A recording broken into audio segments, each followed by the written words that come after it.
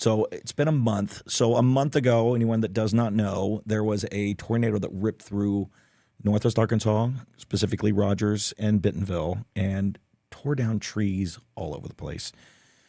Gary is involved in building the most intricate bike trails in the world, as we've claimed it. It's the mountain bike capital of the world, as of now, Bentonville is.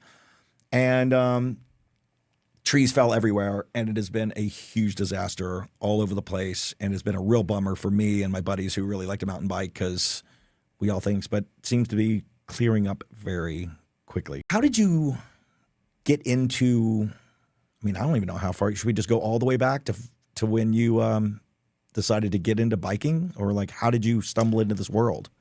Well, I grew up in just an hour up the road in Missouri, you know, and was an Evel Knievel fanatic, you know. So I was so I got into motorcycles and bicycles, but I raced BMX. Okay. You know, like